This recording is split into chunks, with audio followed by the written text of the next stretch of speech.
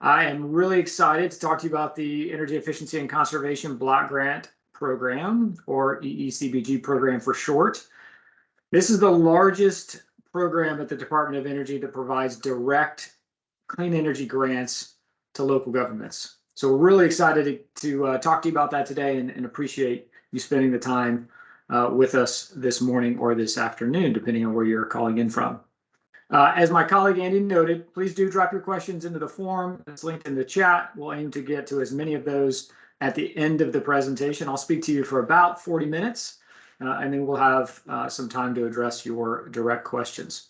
So let's go ahead and go to the next slide. We'll talk about what we're going to cover today. It's going to really be structured around 5 main parts. So first, I'm going to provide some context and background on how the EECBG program fits into the larger goals of the administration and the structure of DOE. And then I'll share some key information about what you need to know about the program. Then we'll discuss kind of the top 5 most important things for you to know about the application process. Then I'll provide some tips for planning to maximize your allocation funding. That's what we'll cover in part 3. In part 4, we'll go over the other types of support that DOE will offer to help you be successful in implementing the projects and programs you undertake with this funding. And then finally, as I mentioned, we'll work through your questions. So let's go on to the next slide as we talk about what is the EECBG program. So let's kind of start with the basics. What's the program? How does it fit into the priorities of the Biden-Harris administration and DOE? And why should it matter to you? So as we go to the next slide, I want to just provide a bit of high-level context. So the Biden-Harris administration knows there's no greater challenge facing our nation and our planet than climate change. The administration's clean energy goals and programs that are being put in place are intended to put America on an irreversible path to achieve 50% of all new vehicles purchased will be electric by 2030, a carbon-free power sector by 2035, and 100% clean energy economy with net zero emissions by no later than 2050. These are bold, big goals, and at DOE we recognize we have an essential role to play in helping execute those goals. So we're investing billions, that's billions of dollars into transitioning the US to a clean energy economy. And we're focusing much of that investment in underrepresented and energy burdened communities all across the country. So with that in mind, the Department of Energy, that is, has expanded our focus from basic science and research into demonstrating and deploying real energy solutions in communities across the US. This has required the development of an entire new office that's focused on that deployment. And so I'm excited to talk to you about what that office is, sort of, again, additional context here. So some of you may know DOE recently established this new Office of State and Community Energy Programs, or SCEP, as we call it. Our goal is to be the nation's front door to DOE with this office. We want to provide that access, that touch point for states and communities to find assistance and programs that will assist them, that will assist you. So SCEP manages a portfolio of nearly $16 billion in funding across the bipartisan infrastructure law, the Inflation Reduction Act, and annual appropriations. So for example, many of you, or at least hopefully some, are likely already familiar with some of our foundational programs within SCEP. That includes the Weatherization Assistance Program, the State Energy Program. Those programs have been in place for more than 40 years at DOE, delivering energy savings across the country. So these foundational programs will be complemented now by some newly formed programs, such as the Local Government Energy Program and Energy Future Grants. Those new programs will enable DOE to work for the first time ever with local governments and communities for what we hope will be for the long term. And of course, we're excited to deliver the EECBG program, which is what you're here to learn about today. Before I get directly into EECBG, a little more context setting here on the next slide. And this is a really important element that we want to highlight kind of throughout the presentation. And that's the Justice 40 initiative. So the creation of SCEP, the State and Community Energy Programs, complements a major priority of the Biden-Harris administration, which is promoting energy justice across the United States. So 2 years ago, almost to the date, on January 21st, 2021, President Biden issued an executive order on tackling the climate crisis at home and abroad, which provides guidance on how certain federal investments might be made toward a goal that 40% of the overall benefits of that investment should flow to disadvantaged communities. And this was truly a monumental and really first of its kind directive for the federal government that caused a lot of excitement, a lot of anticipation. And the Justice 40 initiative has had massively wide reach, both across the federal government, but certainly within the Department of Energy. 140 programs fall under its purview at DOE, including the EECBG program. So let's get into it. What is the EECBG program? So when you think about how the EECBG program fits into those kind of wider administrative priorities, it's important to think about it in three ways. And we can go to the next slide where those are outlined, or where I'm going to outline those for you. So first, I want you to think about the EECBG program in this way. It empowers those who understand problems and opportunities best, those closest to the ground, by providing direct and flexible funding to identify and invest in the right solutions for them. And them is you, our local stakeholders, our local governments, cities, counties, towns, all across the country. The second element is the program provides more than 2,700 communities in every region of the country, large and small, urban and rural, with a direct touch point to DOE to help advance clean energy at the state and local level. And then third, the EECBG program provides the opportunity to target clean energy investments in places that have been long left behind or disadvantaged. And so to that end, I'm really excited to share more information about this program with you. Let's go ahead and go to the next slide. So the program received a $550 million appropriation under the Bipartisan Infrastructure Law. As of last week, we've opened the door now to $430 million, more than $430 million in direct funding through this program. The program was originally authorized back in 2007, and this is only the second time in history that Congress has appropriated funding to it. It's primarily a formula grant program, so that $430 million will go out in formula grants, again, directly to local governments, states, and Indian tribes. And the purpose is to assist you in implementing strategies that will cut carbon emissions, reduce energy use, and improve energy efficiency. And we are also encouraging you to utilize this funding to help build a clean and equitable energy economy, again, that prioritizes disadvantaged communities and promotes equity and inclusion in workforce opportunities and deployment activities, which are consistent with the Justice 40 initiative I talked about earlier. You can see the application deadlines there. It's a quick summary of things. We'll talk more about that later, but we intentionally push those deadlines out. So local governments, you don't need to actually, so the application deadline for this program is not until this time next year, so January of 2024. And we did that intentionally to allow you more time to plan and more time to apply. So let's go on to the next slide and we'll talk about sort of what this impact looks like. I mentioned that the program is massive in terms of its scale and reach. So we can go ahead and hit play on a bit of animation here. So as I mentioned, it's going to fund all 50 states with direct investments. It's going to fund 5 U.S. territories and the District of Columbia. We're also going to fund 744 Indian tribes in almost every state in the country. And then, of course, 1,878 local governments serving more than 250 million Americans across our nation, which is approximately 75% of our total U.S. population. So massive in terms of its scale, massive in terms of its opportunity. So let's talk about how those funds are going to be distributed on the next slide. So as I mentioned before, about 98% of the program's grant funding is allocated via formula grants. That's on the left-hand side of the screen here. That goes to local governments. You get the vast majority of that funding. It also goes to states and Indian tribes. So local governments get 68% of the grant funding, approximately $300 million. States get 28%, or nearly $125 million.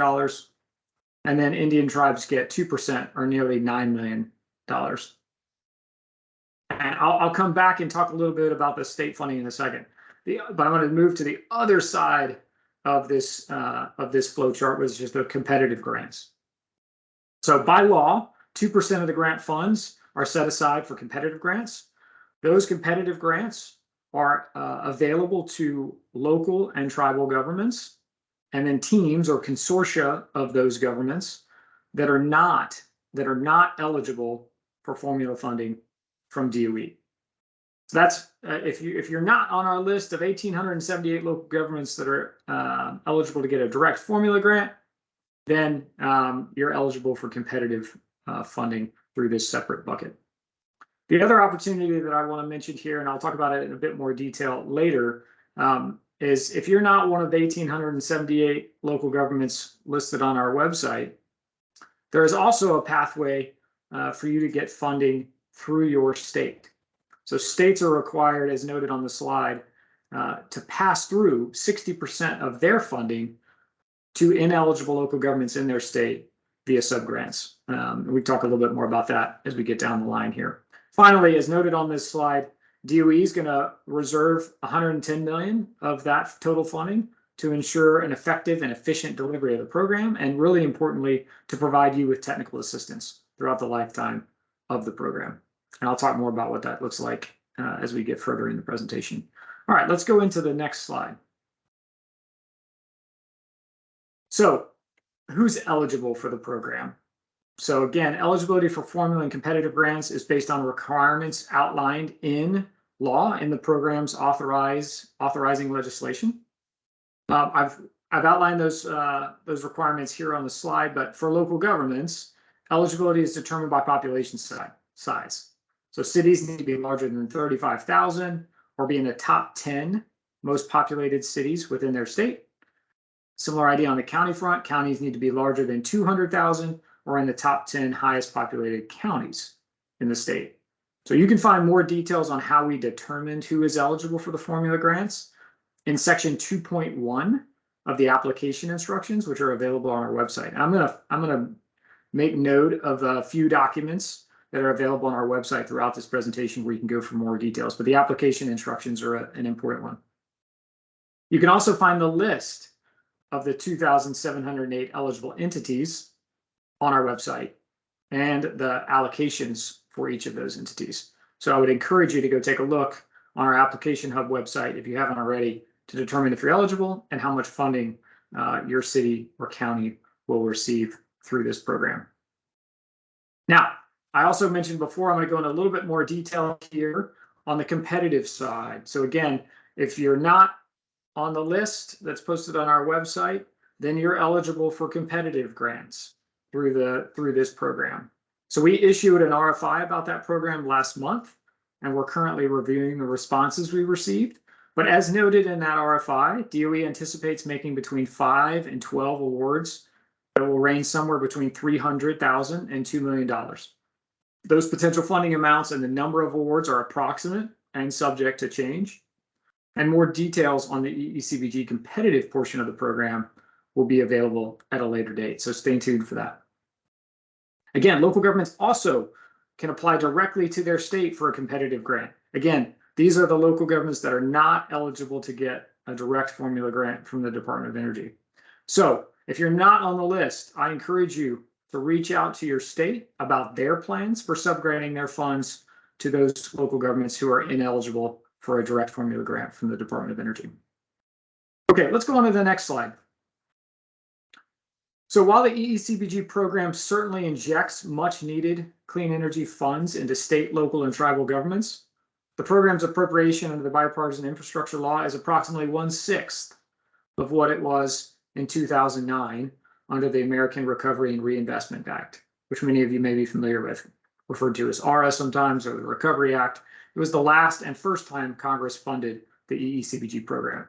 So to that end, we urge you to think critically about the best use of the funds and to see it as a seed funding to really develop strategies, capacity, and experience that can help you leverage other sources of funding and support that can collectively catalyze impactful and hopefully self-sustaining clean energy work in your communities. And we're here to help you do that through a number of different ways. I'll talk about those later on in the presentation. Okay, let's go to the next slide. So I think I mentioned this earlier in the presentation. One of the best things about the EECBG program is its flexibility. So as Secretary Granholm said when she announced the program's launch last week, she said, this program is built around the principle that communities know what works best for them, so they should be in the driver's seat on the road to their own clean energy future. And that's exactly right, because what works in one place may not make sense in another. And so there are a wide range of eligible uses for this EECBG program funding. You can see the 14 activities listed here on this slide. These are also outlined in law. There's more details both in the legislation as well as on our website.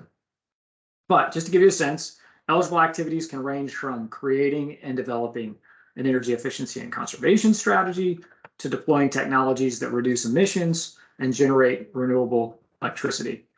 So you can use these funds to, again, create a strategy with measurable goals, conduct energy audits, make streetlights more energy efficient, install renewable energy on government buildings, and much, much more. And really now, because one of the unique things, or one of the things that happened as a result of the bipartisan infrastructure law being passed, is it actually added a new activity area to EECBG that was not included the first time this program was funded. So that's noted here on the slide. It's number 14.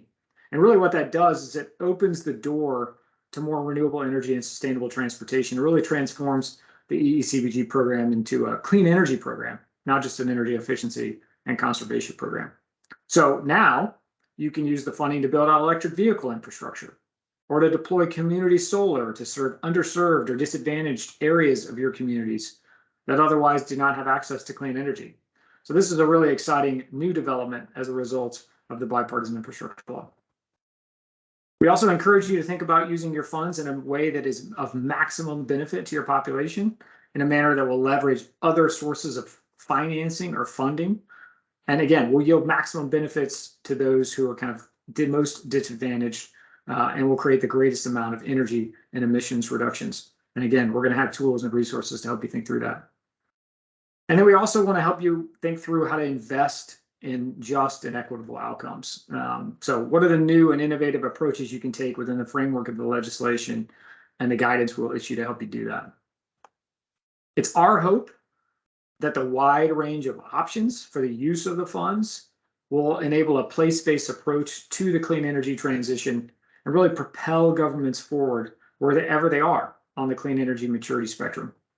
So again, more details on these allowable activities, as we call them, in section 2.2 of the application instructions, again, as well as on our website. And then we're going to have more detailed program guidance on these allowable activities in the near future. So stay tuned for that. And then finally, for those that are looking for some additional support about how to best utilize this funding, we developed a set of project and program blueprints, as we're calling them, to help guide you into that decision making. And I'm going to talk more about that later in the presentation. So let's go to the next slide, and we'll talk a little bit about another option that we're rolling out this time around with this program. So as we designed this, the Energy Efficiency and Conservation Block Grant Program, we conducted extensive stakeholder feedback. And one of the most consistent things we heard was that managing a federal grant can be burdensome, especially for those that have less experience doing so and or have limited capacity from a staffing and resources standpoint. So we want to be responsive to that. And the way that we're being responsive to that is by providing ways to reduce that administrative burden. And vouchers is one of the primary ways that we can do that through this program. So local governments are going to have the option to choose a voucher for technical assistance and or equipment rebates in lieu of a grant. Now you'll need to choose a voucher or a grant, not both, just to be clear. And I really want to emphasize this. We're going to talk about it a bit more, because this is something we strongly encourage many of you to consider in lieu of a grant, are these vouchers. So let me talk a little bit about what that might look like. So if you select a voucher for technical assistance, you can use that voucher to access support from experts across a wide array of high value opportunities in energy efficiency, renewable energy, transportation, and other related areas. And some of the activities that would fit into those, kind of in those, into that technical assistance opportunity through those vouchers. So you could get access to experts to help with policy, planning, and program design, building retrofits planning and design, community and stakeholder engagement, and then a few other areas that we've identified. Now, the second option on the voucher front is for equipment purchase and installation rebates.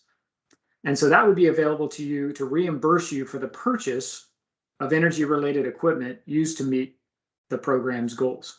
So equipment eligible for rebates will span a wide range of technologies, again, that are deployed to lower fossil fuel use or increase energy efficiency in line with the purpose of the EECBG program.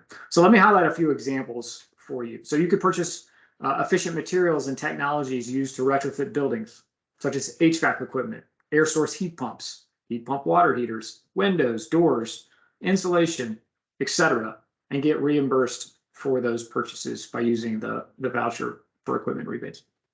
You could also purchase an electric vehicle or electric vehicle charging stations and associated equipment.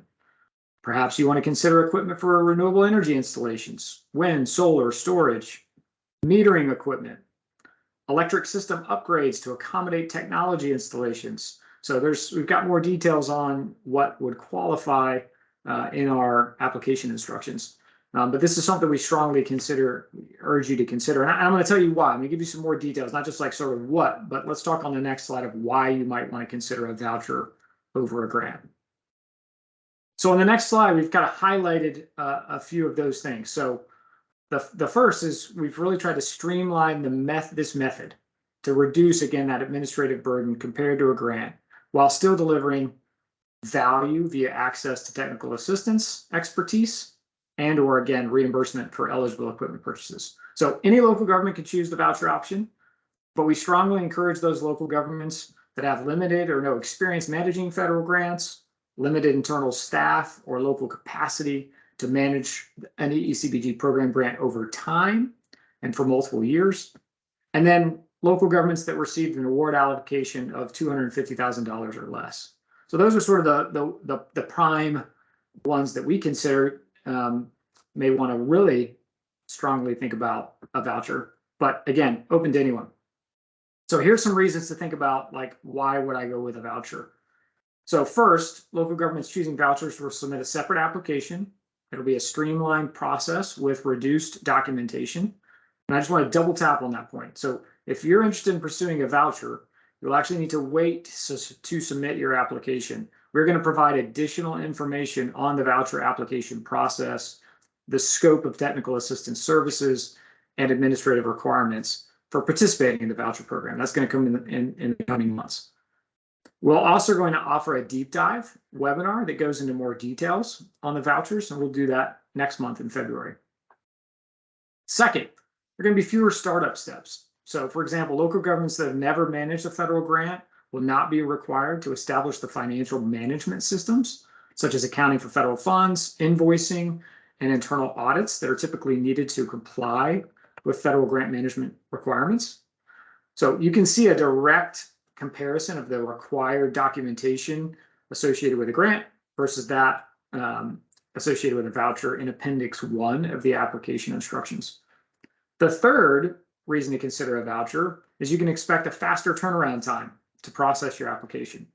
So we can process your voucher application at least 30 days quicker than grant applications. The fourth, you can expect significantly less administrative burden over time. So governments that choose vouchers will have less monitoring and reporting requirements compared to those who are managing a federal grant. Finally, voucher recipients get direct support from technical experts and a streamlined path for reimbursement for the equipment you purchase. So hopefully that gets you interested in the voucher option. We certainly encourage you to read section 9.0 of the application instructions. Join us for a webinar next month, and then await additional guidance on how to apply for vouchers.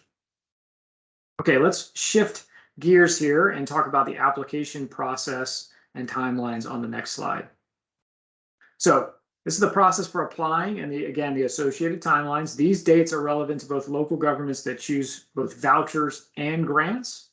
But again, for those that choose to go with a voucher, you'll need to wait on additional guidance from DOE on how and when to apply for vouchers. The bottom line is that you have plenty of time to submit your applications. The first deadline that is applicable to everyone is that you need to submit the pre-award information sheet, which is available for download on our website by April 28th, 2023. So that sheet is required for those going with grants or vouchers, but for those choosing vouchers, you only need to fill out a few of the more basic elements of that form. The deadline for local governments to submit their complete applications is January 31st, 2024. So like I said, about a year from now. So a few things to keep in mind.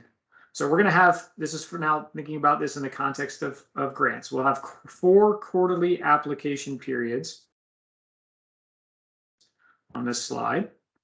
There's no competitive reason to apply sooner rather than later, but the sooner you apply, the sooner you'll be able to access your funds.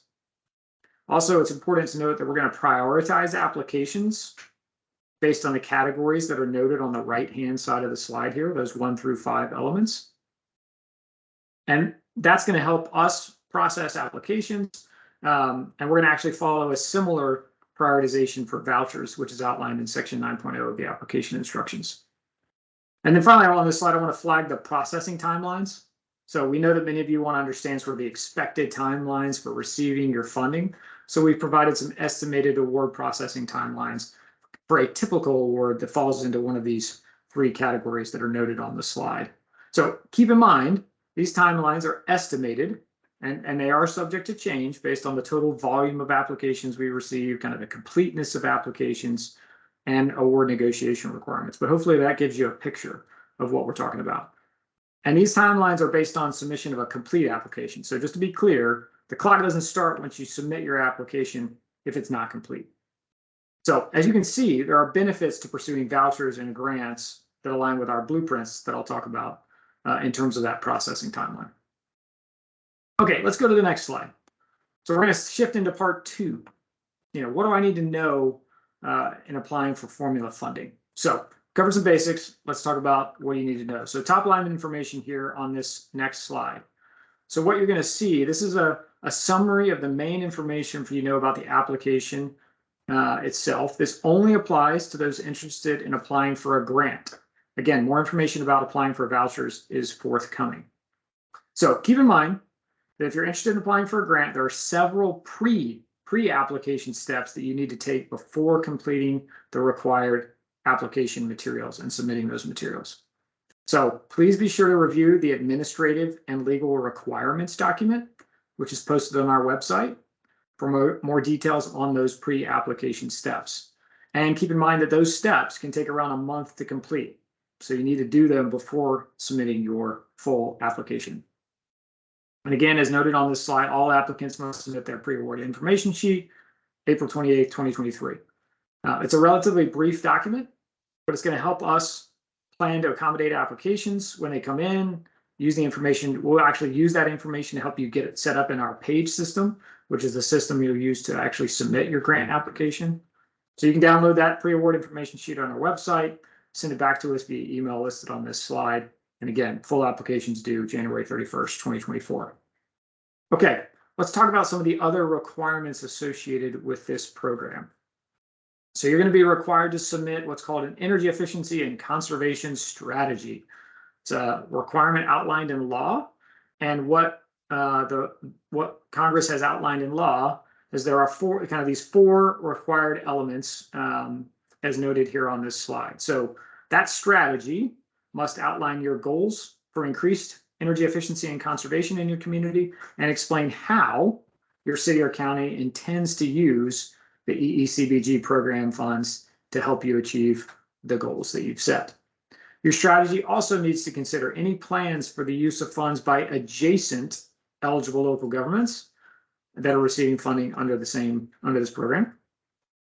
And finally, you need to describe how you plan to coordinate with your state to maximize the benefits.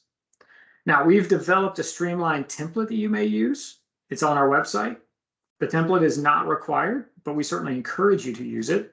The content of that template is built out into our page application system. So that'll be the mechanism you'll actually use to submit your strategy if you use the template.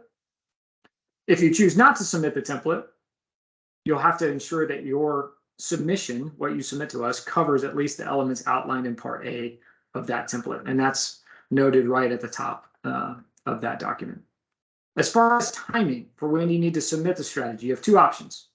You can submit it with your application, or you can submit no later than 1 year after the effective date of your award. So if you choose that latter option, the strategy should be a comprehensive strategy that covers at a minimum all the items detailed in the template. And then you also must select activity 1 in your activity file when you submit your application, which means that activity 1 is associated with developing an energy efficiency and conservation strategy. So for those governments that don't already have a more comprehensive strategy in place, DOE is going to offer informational resources and technical assistance to support the development of comprehensive strategies. Okay, let's go to the next slide. So I'm not going to read all this to you, but I want to give you a sense of the required materials to submit your grant application. So all of this is outlined in Appendix 1 of the application instructions. Many of these templates and resources and the actual application materials on the right-hand side of the slide here are described in greater detail in section 6.0 of the application instructions. But this is what's required from a grant perspective. And again, you can see the due date for the pre-award information sheet. I'm going to sound like a broken record. January 31st, 2024. That's when all of this needs to be completed. Now, compared to vouchers on the next slide, you can see there's kind of a high-level picture of the steps and required materials for the vouchers. So you can see there's significantly less paperwork involved in the voucher program than there is associated with a grant. And again, you can see a sort of a side-by-side comparison in Appendix 1 of the application instructions. So we're going to provide, again, more guidance on the process, timing, and materials for selecting a voucher in the coming months. But I wanted to give you a bit of a comparison here between the two so you could visually see that. Okay, let's talk about some of the limitations around the use of funds. So there's a couple of important things here that you need to know. So you can use up to 10% or $75,000, whichever is greater, of your grant funds for administrative expenses. Second, you can use up to 20% or $250,000, whichever is greater, again, of your grant funds to establish revolving loan funds. And then finally, you may subgrant up to 20% or $250,000, whichever is greater, to non-governmental organizations for the purpose of assisting you in the implementation of the energy efficiency and conservation strategy. Now, we're going to provide you with technical assistance resources to help those of you that need support in developing a more comprehensive clean energy strategy. Many of you already have one of those, but for those who don't, we certainly encourage that as a great starting place to make sure that you've got a plan for how you're going to achieve the clean energy goals that you set. Okay, let's move into part 3.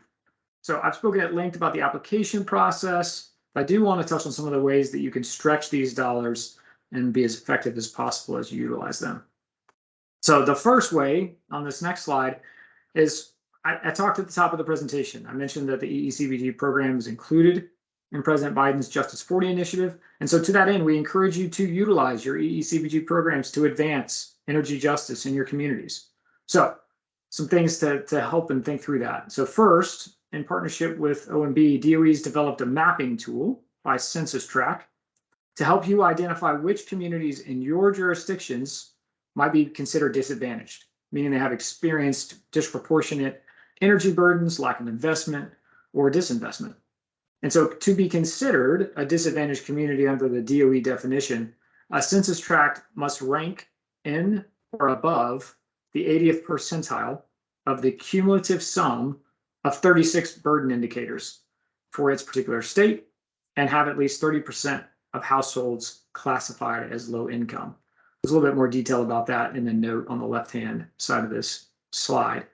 But this definition is incorporated into this easy-to-use tool, which is available at the link on the slide. And that allows you to enter specific addresses or zip codes to determine what disadvantaged communities may be present in your particular jurisdiction.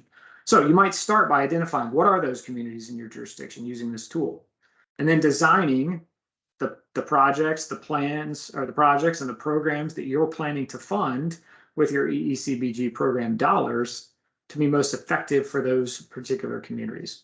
Second, DOE established eight policy priorities, which are listed here on this slide. And we also provided examples of measurable benefits and how those measurable benefits map to these 8 policy priorities. You can find that information, those examples, as I mentioned, in section 4.2 of the application instructions. So you may want to consider designing programs or projects specifically targeted around these particular policy priorities. Okay, let's go to the next slide.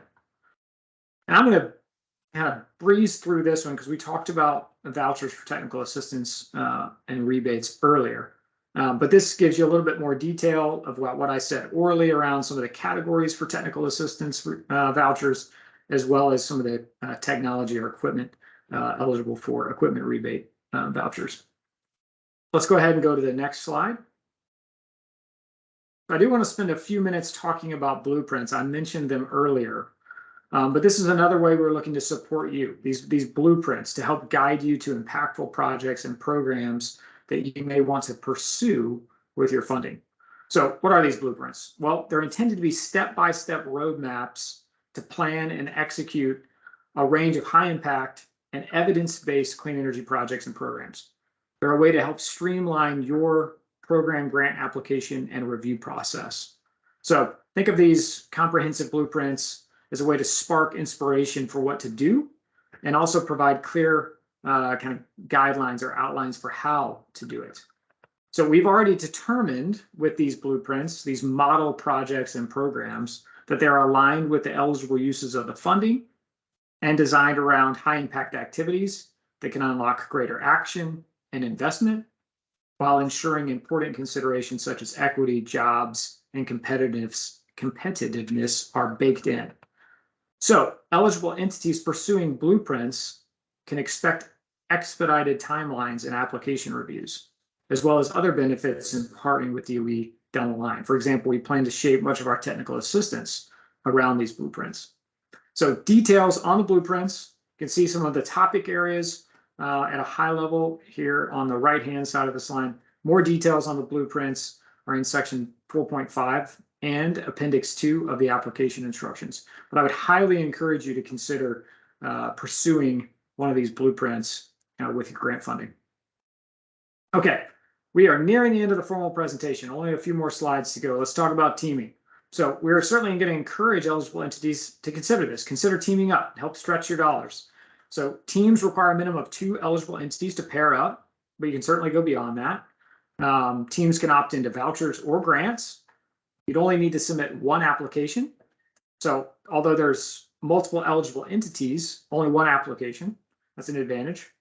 And then I think teaming is another great option if you're thinking about pursuing a more regional approach that could benefit multiple communities. So again, way to think about expanding impact, reducing administrative burden.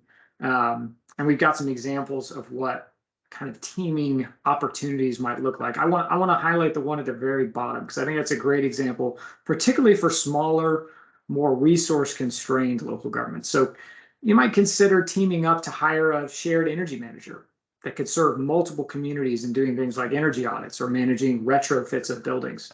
We've seen that kind of piloted and done in states, in other states in the country to success. So that's an idea to consider within the context of teaming. All right, part 4, last part before we get to your questions. So let's talk a little bit about technical assistance. We'll do a deeper dive on this in the months ahead. But we're committed to providing you with support, both to develop your applications and implement your grant. So we're going to do a number of different webinars, as I've mentioned, throughout the application period. We're going to host a deep dive on vouchers versus grants, on technical assistance. We're going to provide a more comprehensive webinar on submitting your application as a way to help provide support to you in that process. And then we're also going to do a few other topical-based webinars to help you think about how to incorporate and advance justice and equity, as well as learn about past experiences from those who have managed the EECBG programs in the past. After you submitted your applications, we're going to provide technical assistance to help you implement what you're doing, implement the plans that you've laid out, implement the projects, implement the programs. So you're going to have a project officer. We're going to host webinars. We're going to connect you with experts. We're going to provide support for strategy development, for blueprints. So there will be technical assistance available through DOE. You're not on your own as you work to implement this program. Okay, let's see. I think we've got maybe one more slide here before we get to Q&A. And that's really, who are we, how to get in touch with us. The best way to reach us for questions, first of all, I'd start with our website.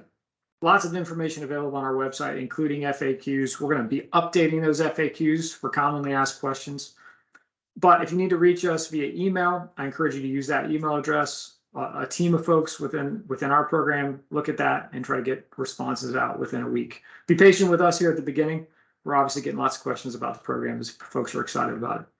And then we're going to pilot this idea of kind of bi-weekly office hours to give people another way to engage with us, ask questions.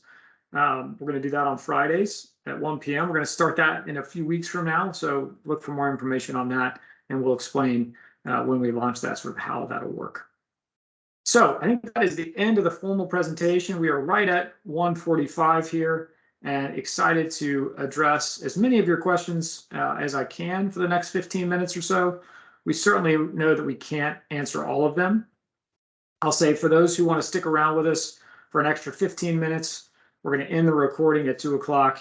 We'll stick around for 15 minutes and allow folks to ask some additional questions that we'll respond to. So Rachel, my colleague, is going to moderate this part and throw some questions at me, and hopefully I can answer them for you. I may also call on a few of my other teammates here, so you may hear some other faces and voices. Thanks, Adam. Hi, everyone. It is good to see all of you here.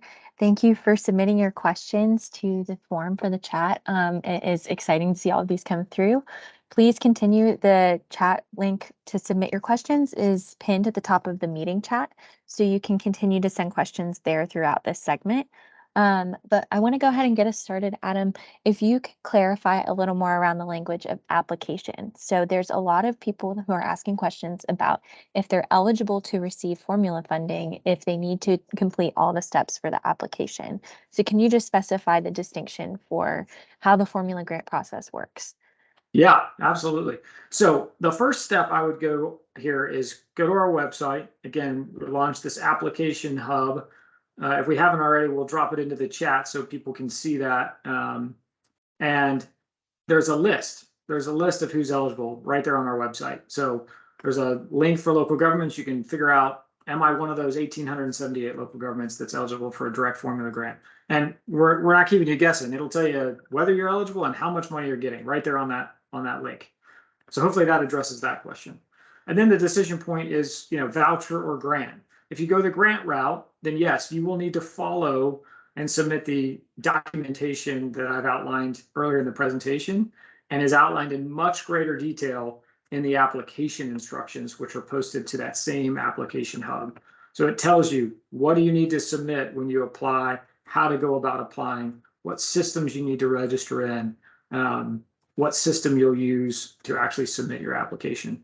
So that's all in that application instructions, and I would encourage you, if you're thinking about the grant route, to read that in great detail. That's what those application instructions are intended for. If you're interested in vouchers, there is more information in those application instructions about vouchers, but that will be a separate and distinct process for the vouchers, and we're going to provide more guidance on that in the coming months. So you'll just have to hold tight a little bit as we get that developed. Great, thanks. Our next question is, so there is a competitive program for EECBG. Can you again remind everyone who's eligible for that and whether or not cities and counties that are receiving formula grants can apply? Yeah, so answer that second part of that question is no. If you're eligible for a formula grant, you cannot apply for the competitive funding. That's clearly outlined in law. So if you're on the list that I mentioned earlier, if you're one of those 1,878 local governments that's on the list, then you're not eligible to apply for competitive funding through the Department of Energy. The other bite of the apple, so to speak, for those who are ineligible, so it's the competitive portion of the funding, about $9 million that I mentioned. The other bite of the apple, if you're not eligible for a direct formula grant, is to get a subgrant through your state. So again, states get funding directly from the Department of Energy. They are required to subgrant at least 60% of that funding to local governments that are not eligible for a direct formula grant from the Department of Energy. So those are your kind of two bites of the apple: competitive grants through DOE and subgrants through the states. And the states will discern and determine how they're going to subgrant, what their process will be. So I'd encourage you to reach out to your state if you're not on the list. Great. And if you have more questions about the competitive program, we'll be releasing more details about that soon. There have been some questions coming in on that as well. The next question is about the energy efficiency and conservation strategy. Are you allowed to submit a regional EECS document with other eligible communities, or does every community that's eligible for funding need to submit their own? Yeah, great question. Yeah, I don't know if it's unfortunate. I think, let me say that differently. Yes, the answer is every community who's eligible has to submit a strategy. That's required in law. So we got to meet that requirement. And I think the important thing is, the strategy, don't think of it as just a requirement, but really the importance of the strategy is helping you think through what's your strategy for delivering on the goals of the program. And so, yes, every community that's eligible would need to submit the energy efficiency and conservation strategy, including those who go with vouchers. The next question is going to be about applying for the grant. Are you allowed to submit proposals in your strategy for multiple projects, or is it for one specific project? No, you can submit multiple. Yep. So you can do projects, you can do programs. There'll be a way to indicate the types of eligible projects and programs that you want to pursue with your program funding. So, yes. And that's all in one application, or do they need to submit multiple applications? No, one application. Yeah, one application, you'll tell us how you're going to use the funds holistically. And that can be spread across, multiple different activities. So you can do some streetlights, some buildings, some transportation related work. Yep. Great. We have a question about if an eligible entity has received EECBG funding before under the Recovery Act, do they need to re-register in FedConnect, Page, et cetera, all of the essential registration platforms? Yeah, that's a great question. Steve, can you come online? You might need to help me with this one. So on the Page front, we will need you to tell us who the POC is. And I assume in many cases, it may not be the same person that it was back in 2009. So we will need that information from you. That's as part of the pre-award information sheet to get the appropriate point of contact registered in Page. Steve, do you know the answer to the question about FedConnect, or is that one we need to come back to? Sure. Yeah, those are great questions. If they have an existing account and the user is still the same authorized individual, then that existing account can be reused. There has been an update with Page since we last ran the government-wide with grants, so we use what's now called a UEI number, and so that number needs to be added into Page, and so you'll be getting a new invite. So the Page account will be updated, and that information will be sent out as we get that information, including the UEI number, so we can confirm it's the correct entity. So, thank you, Steve. And again, just a plug for, there's nothing that we're saying here today that's not available in writing on our website. So the administrative and legal requirements document, which we refer to as the ALRD in shorthand, that outlines these kind of pre-application steps. So if you're not familiar with the System for Award Management, SAM, or FedConnect that was referenced, or Page, more details are available in the ALRD about those pre-application steps. And then all of the information related to how to apply, what you need to do to apply, all available in our application instructions. But again, happy to continue to answer questions. So what else can I address here, Rachel? So we have a lot of questions about the voucher option, and so I think that's a good place for us to move next. First is, we suggested that it might be a good option for eligible entities receiving less than 250,000. Would an eligible entity receiving more than that be allowed to use a voucher? What would be the benefits of that for those sizes of allocations? So yes, great question. Vouchers are available to anybody. The advantages are it's a streamlined pathway to kind of get certain types of benefits in lieu of the requirements associated with managing a federal grant. So if you're looking for technical assistance, you've got more than 250,000, you got less than 250,000, you want direct access to technical assistance experts, then the vouchers is a way to go.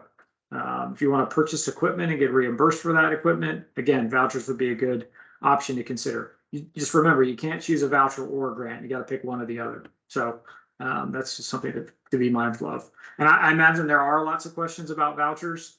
Again, there's more details about them in our application instructions in section 9, which is at the end of the document. We are still formulating more guidance that will come out, as well as the requirements for applying for a voucher. So again, more will come on that. If you're interested in a voucher, then you'll need to wait. Don't submit your grant application because the voucher guidance and how to go about applying for vouchers will be coming out, but it's going to be a couple of months before that's available. Great. We have a great question actually that is about teams. So how does DOE define teams, and can this be local governments and non-governmental partners? Great question. So I'll direct you to section 2.4 of the application instructions, where you can read about this in more detail. We encourage, so let me back up. So teams are like, multiple entities that are eligible for a grant teaming up to submit one application. So to answer your question, when we're talking about formal teams submitting an application, it would be of those who are getting formula grants, or on the list, are one of the 1,878. So 2 local governments that are adjacent to each other, 3 or 4, whatever, all that are eligible and getting funding could team up, submit one application on behalf of all of those entities. So that's sort of how to think about teaming from that perspective. It reduces, again, sort of the number of applications because you're going to submit one on behalf of your entire team. And then kind of one entity would ultimately be responsible for accounting and tracking use of, each entity is going to be ultimately responsible for accounting and tracking use of their own funds, but you're going to submit kind of one application. The only distinction is we talked about each entity does have to have a strategy. Let's see. However, we do encourage you to partner with, which is a little bit different than teaming, but partner with other local organizations, nonprofits, those who can help kind of advance the work that you're doing at the local level, and bring them into whatever you're doing. They wouldn't necessarily be part of the formal teaming application. Great. And just a reminder, we have a few more minutes of Q&A. So if you are looking to get a question answered, please submit it to the link that is pinned in the chat rather than directly into the chat so that we can make sure we don't miss any. But our next question is there any idea currently of how long funding is going to be available into the future? Let me see if I can address that question, and there may be kind of some nuance here. So funding is available until it's expended, but this is a single appropriation. So there's not like another tranche of EECBG funding that's coming from the Department of Energy at this point. Again, Congress, holds the purse strings, they appropriate funds. And so they could choose at some point in the future to appropriate additional funds to the EECBG program. But this $550 million that was appropriated, it's already been distributed in the form of the allocations listed on their website. That's a one-time allocation. There's not additional funding that's sort of coming from DOE. But the funding itself that you will have available to you, like I said, is available until it's spent. And we've got details in the application instructions about the anticipated budget periods for different types of awards. So 2-year budget periods for local government awards is what we've said for the grant side. Great.